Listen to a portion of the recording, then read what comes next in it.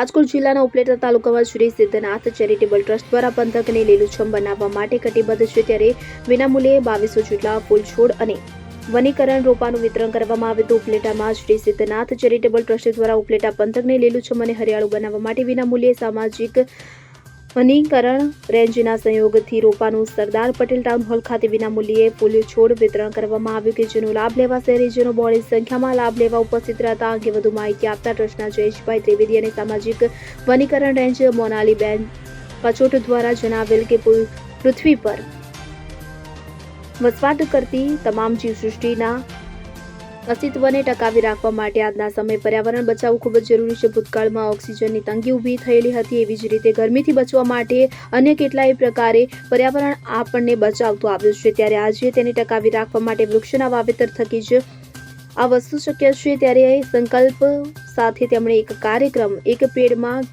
કે નામ આપેલ છે, જેમાં કરંજ, કંજી, લીમડો, સરગવો, જામફળ, ચીકુ, બોરસલી, ગુલાબ, દાડમ, લીંબુ, ઉમરો જેવા રોપાનું વિતરણ કરવામાં આવ્યું હતું. આશરે 2200 જેટલા રોપાનું વિતરણ કરવામાં આવેલા. આ તકે વન વિભાગ મોનાલીબેન કચોટ, બરૈયા સાહેબ અને વન વિભાગના અધિકારીશ્રીઓ તેમજ ધોરાજી ઉપલેટાના ધારાસભ્ય મહેન્દ્રભાઈ પાડલિયા, જિલ્લા મહામંત્રી રવિભાઈ માકડિયા, માર્કેટિંગ યાર્ડના ઉપપ્રમુખ વિનુભાઈ ઘેટિયા, દેવેનભાઈ ધોળકિયા, અશોકભાઈ શેઠ, કિરીટભાઈ પાદરિયા, દાનભાઈ ચંદ્રવાડિયા, ગોહિલ સાહેબ, નિકુલભાઈ ચંદ્રવાડિયા તેમજ સિદ્ધનાથ ચેરિટેબલ ટ્રસ્ટ સાથે સંકળાયેલ જયેશભાઈ ત્રિવેદી, ભાવેશભાઈ સુવા, વિક્રમસિંહ સોલંકી, ભગવાન દાસ, નિરંજની, મનુભાઈ બારોટ, વિપુલભાઈ બારૈયા, પુષ્પાબેન ભારાઈ, કિશોરભાઈ સોલંકી, દિલીપભાઈ સોલંકી, જગદીશભાઈ પૈડા, સુરેશભાઈ પરમાર, અરુણાબેન બાણગોરિયા, અનિતાબેન ચૌહાણ, મંજુબેન માકડિયા, શાંતિલાલ સહિતના કાર્યકરો આથી જ જહેમત ઉઠાવી રહ્યા છે. વનીકરણ વિભાગ ગુજરાત સરકાર દ્વારા ઉપલેટા શહેરને લીલુંછમ હરિયાળી બનાવવા માટે વિનામૂલ્યે રોપાનું વિતરણ કરવામાં આવ્યું હતું. તેમાં ફળાઉ વૃક્ષો, ફળ ફ્રૂટના વૃક્ષો અને છાંયો આપે તેવા વૃક્ષોનું વિતરણ કરવામાં આવ્યું અને આશરે 2200 થી 2300 વૃક્ષોનું વિતરણ થયું. આ તબક્કે ઉપલેટા શહેરની જનતા વર્ષેભર રોપા લેવા આવી અને અત્યારે હાલમાં જે પરિસ્થિતિ છે, ઓઝોન વાયુમાં ગાબડું પડ્યું છે અને જે ગરમીનો પારો ઊંચો થાય છે તે સમજી અને લોકો વર્ષે રોપા લઈ અને પોતાના ઘર આંગણે અને શહેરને લીલું રળિયામણું બનાવે છે અને ઓક્સિજન વાયુ અત્યારે ઘટે છે તે સમજી અને લોકો વધુમાં વધુ રોપા વાવે તે માટે સમજણ પણ આપવામાં આવી હતી. અને એક છોડ એક માં કે નામ પર રોપો દરેક વ્યક્તિએ વાવ્યો હતો. આ તબક્કે દરેક લોકો ખૂબ ઉત્સાહથી રોપા લઈ ગયા અને તેમાં ફળાઉ વૃક્ષો, ફૂલ ફ્રૂટના વૃક્ષો પણ વાવવામાં આવ્યા હતા.